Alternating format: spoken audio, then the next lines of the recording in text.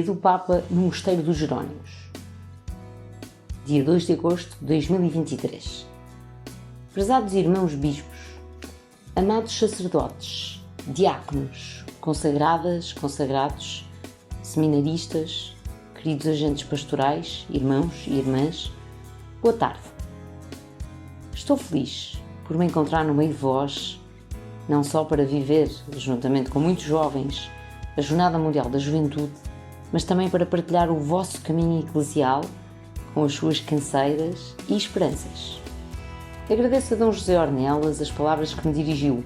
Desejo rezar convosco para, como disse, nos tornarmos, junto com os jovens, ousados em abraçar o sonho de Deus e encontrar caminhos para uma participação alegre, generosa e transformadora, a bem da Igreja e da humanidade. Não se trata de uma piada, é um programa. Mergulhei na beleza do vosso país, terra de passagem entre o passado e o futuro, local de antigas tradições e de grandes mudanças, embelezado por vales viçosos, praias douradas, debruçadas sobre o imenso e fascinante oceano que banha Portugal. Tudo isto me sugere o ambiente da vocação dos primeiros discípulos, que Jesus chamou nas margens do Mar da Galileia. Quero deter-me sobre esta chamada, que põe em evidência o que acabamos de ouvir na Alessio Brevis, das Vésperas. O Senhor salvou-nos, chamou-nos, não em atenção às nossas obras, mas segundo a sua graça. O mesmo aconteceu na vida dos primeiros discípulos, quando Jesus, ao passar, viu 2 barcos que se encontravam junto ao lago. Os pescadores tinham descido deles e lavavam as redes. Então Jesus subiu para o barco de Simão e, depois de ter falado às multidões, mudou a vida daqueles pescadores, convidando-os a fazerem-se ao largo e a lançarem as suas redes. Salta aos olhos o contraste.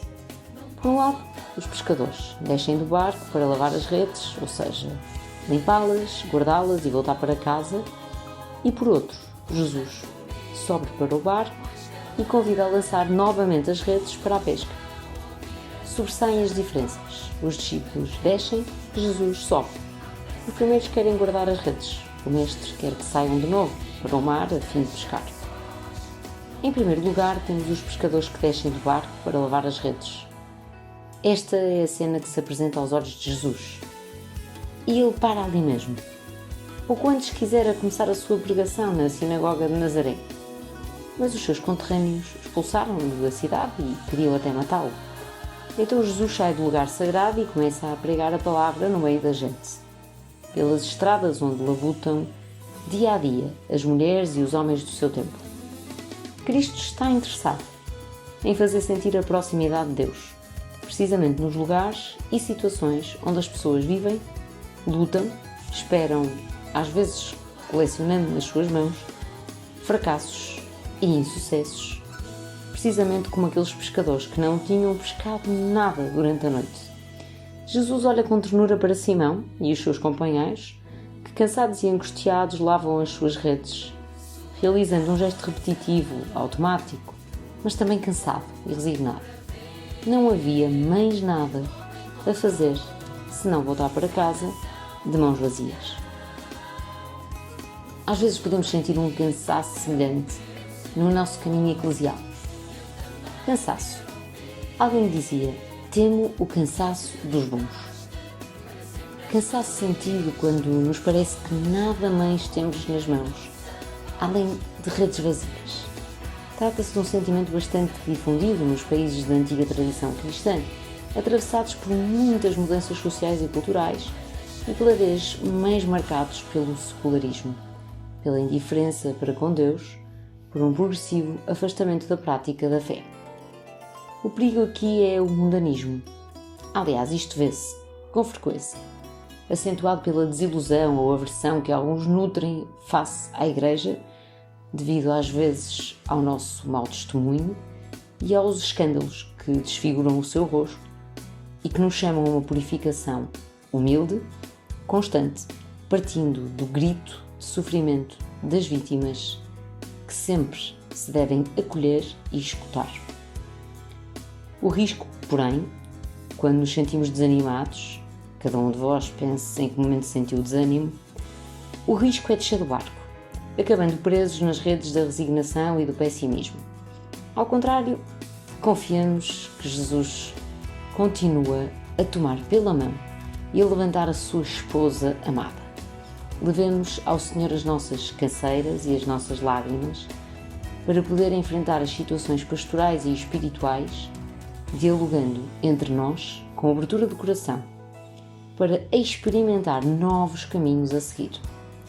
Quando estamos desanimados, mais ou menos conscientemente, aposentamo-nos. Aposentamo-nos do zelo apostólico, perdemo-lo pouco a pouco e tornamo-nos funcionários do sagrado. É muito triste quando uma pessoa que consagrou a sua vida a Deus se torna funcionário, mero administrador das coisas. É muito triste. De facto, logo que os apóstolos descem para lavar as ferramentas usadas, Jesus sobe para o barco e depois convida a lançar de novo as redes. No momento do desânimo, no momento da aposentação, deixemos Jesus subir novamente para o barco, com o entusiasmo da primeira vez, aquele entusiasmo que deve ser revivido, reconquistado, reeditado. Ele vem procurar-nos nas nossas solidões, nas nossas crises, para nos ajudar a recomeçar. A espiritualidade do recomeço. Não tenhais medo. A vida é assim, cair e recomeçar, aborrecer-se e recobrar a alegria. Aceitar esta mão que nos dá Jesus. Hoje continua a passar pelas margens da existência para despertar a esperança e dizer, também a nós, como a Simão e aos outros, faz-te ao largo. E vós, lançai as redes para a pesca. E quando se perde o entusiasmo, assaltam-nos 1000 justificações para não lançarmos as redes. Mas, sobretudo, apodera-se de nós uma resignação amarga, que é como um verme que corrói a alma. Irmãos e irmãs, vivemos certamente um tempo difícil, bem o sabemos. Mas a interpelação que o Senhor dirige hoje à Igreja é esta. Queres descer do barco e afundar-te na desilusão? Ou fazer-me subir, permitindo que seja, mais uma vez, a novidade da minha palavra, a tomar na mão o leme?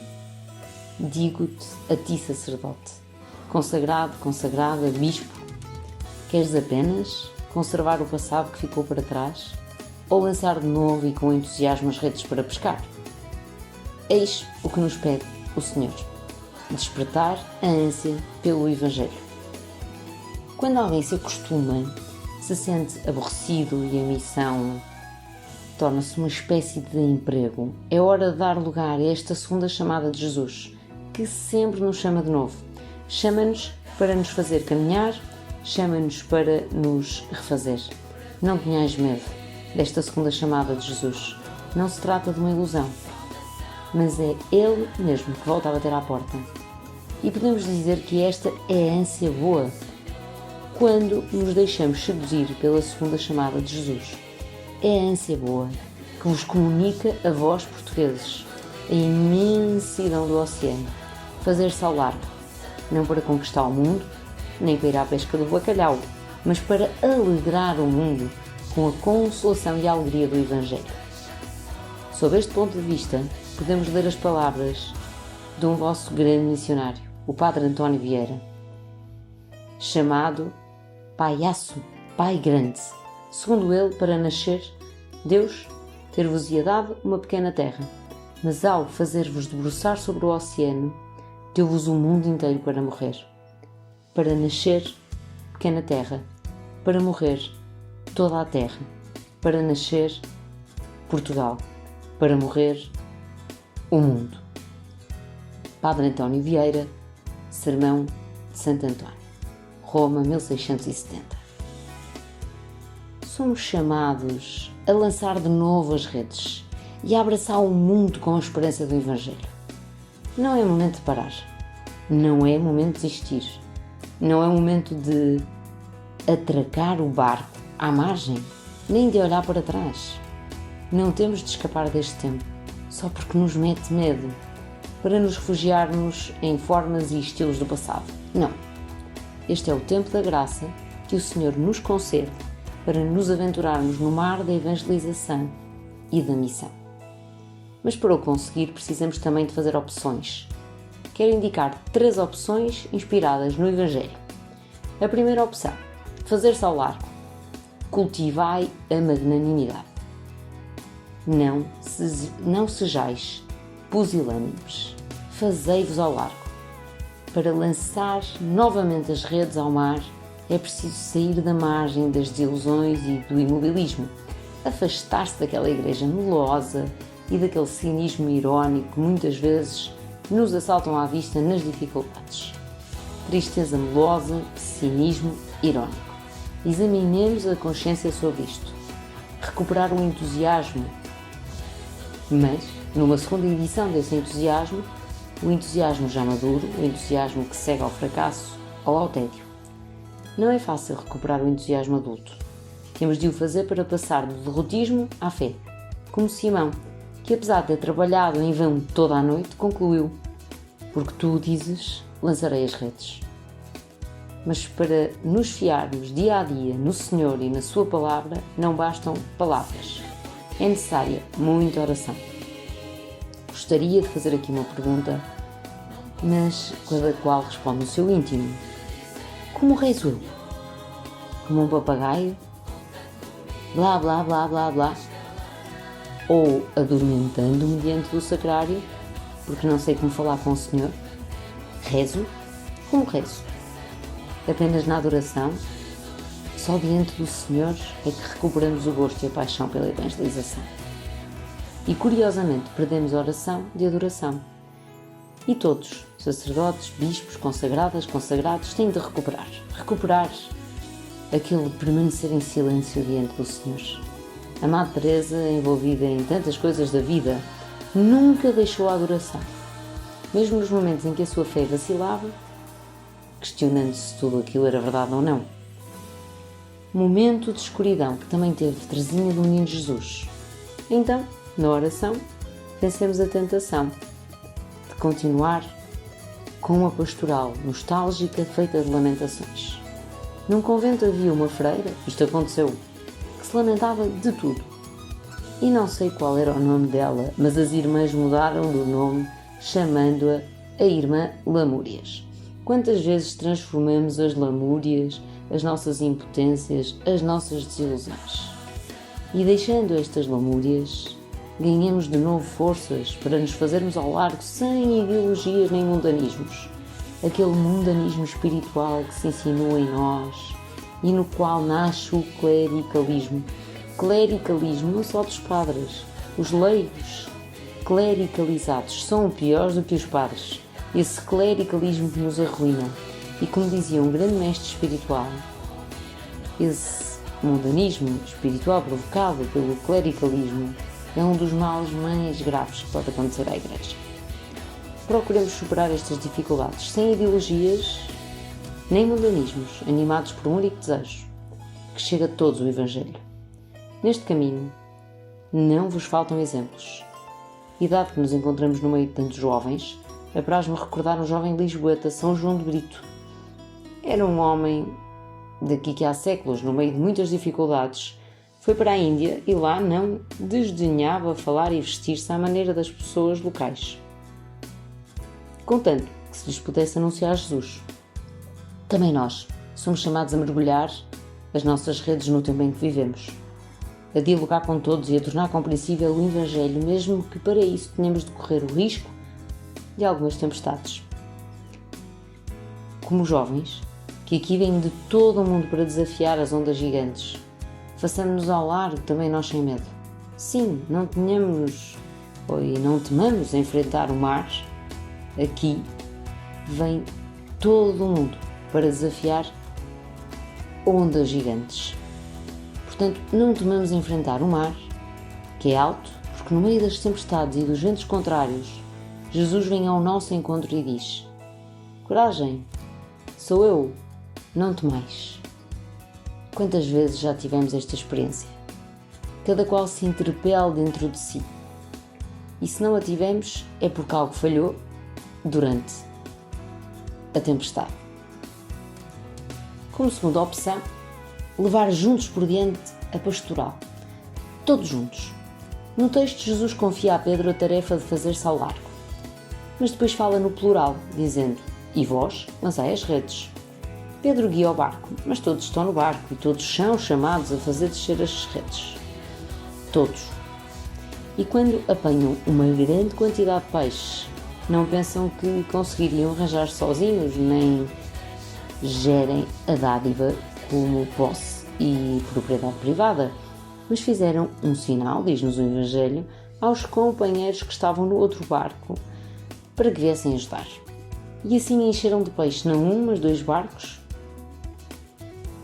1 significa solidão, fechamento, pretensão de autossuficiência. 2 significa relação. A Igreja é sinodal, é comunhão, ajuda mútua, caminho comum. E é isto, tendo o sínodo em curso, que terá o seu primeiro período de Assembleia Geral no próximo mês de outubro. Na barca da Igreja deve haver lugar para todos. Todos os batizados são chamados a subir para ela e a lançar as redes, empenhando-se pessoalmente no anúncio do Evangelho. E não vos esqueçais desta palavra: todos, todos, todos. Quando tenho de falar sobre o modo como abrir perspectivas apostólicas, toca-me muito aquela passagem do Evangelho em que os convidados se recusam a ir à festa de núpcias do filho, quando tudo já estava preparado. Que diz então o Senhor, aquele que preparou a festa: saiam pelas periferias e tragam todos, todos, todos, todos. São doentes, crianças e adultos, bons e pecadores. Todos. Que a Igreja não seja uma alfândega para selecionar quem entra, quem não entra. Todos, cada um com a sua vida às costas, com os seus pecados. Assim como é diante de Deus, como é diante da vida. Todos, todos. Não levantemos alfândegas na Igreja. Todos. É um grande desafio. Especialmente em contextos onde os sacerdotes e os consagrados estão cansados. Porque enquanto as necessidades pastorais vão aumentando sempre mais, eles são cada vez menos. Mas podemos olhar para esta situação como uma ocasião para, com fraterno entusiasmo e sã criatividade pastoral, envolver os leigos. Assim, as redes dos primeiros discípulos tornaram-se uma imagem da Igreja, que é uma rede de relações humanas, espirituais e pastorais. Se não houver diálogo, se não houver corresponsabilidade, se não houver participação, a Igreja envelhece.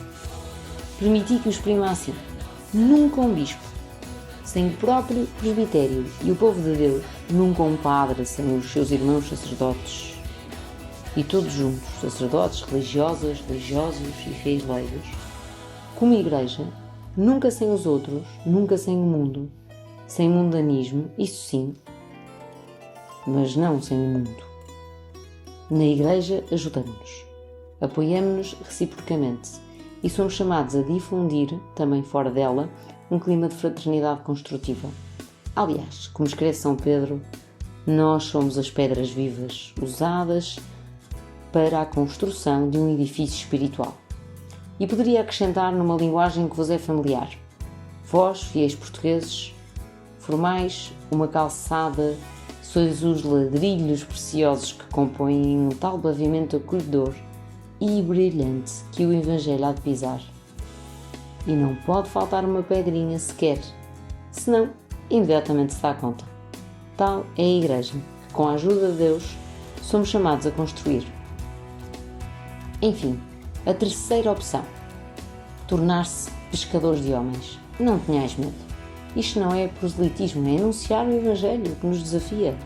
Nesta imagem tão bela de Jesus, ser pescadores de homens, Jesus confia aos discípulos a missão de se fazerem ao largo no mar do mundo.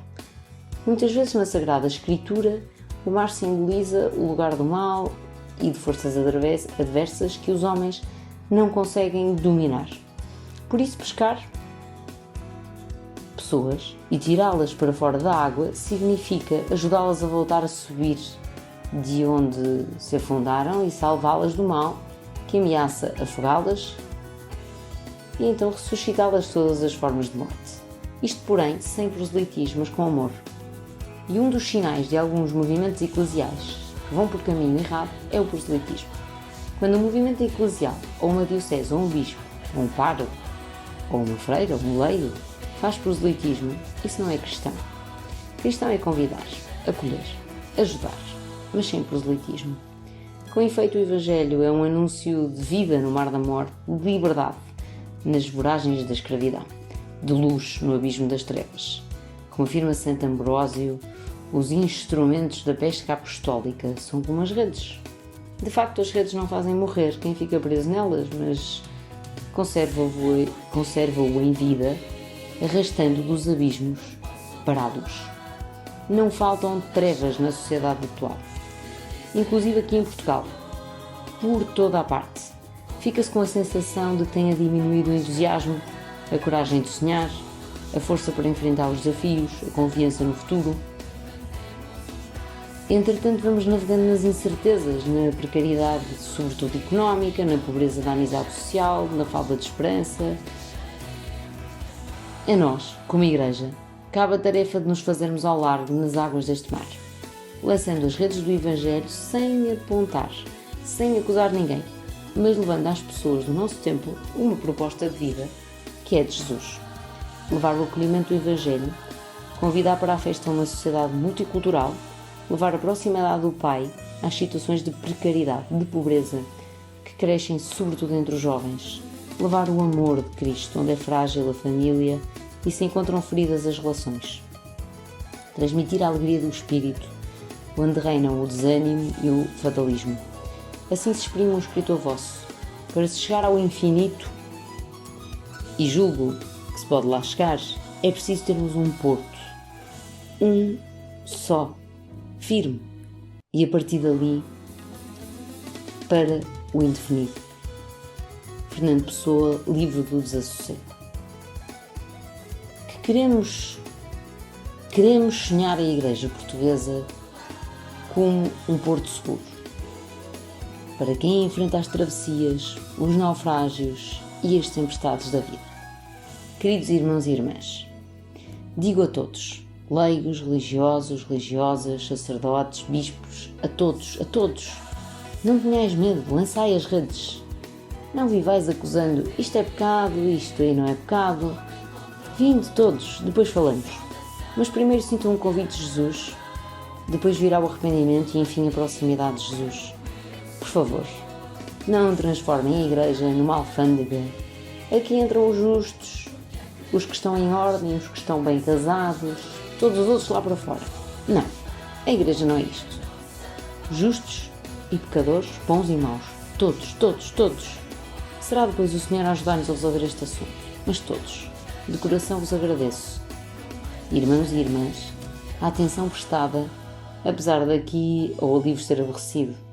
Agradeço-vos tudo o que fazeis, o exemplo, sobretudo o exemplo sem alarde e a constância. Esse levantar-se todos os dias para começar de novo ou para continuar onde se começou. Como costumais dizer, muito obrigado pelo que fazeis. E confio-vos a Nossa Senhora de Fátima, à Guarda do Anjo de Portugal, à proteção dos vossos grandes santos. E aqui em Lisboa, de modo especial, Santo António. Vocês roubaram-nos o Santo António de Pádua, apóstolo incansável, pregador inspirado, discípulo do Evangelho, atento aos males da sociedade e cheio de compaixão pelos pobres. Que Santo António interceda por vós e vos dê a alegria de uma nova pesca milagrosa. Depois contais-me, sim? E por favor, não vos esqueçais de rezar por mim. Obrigado.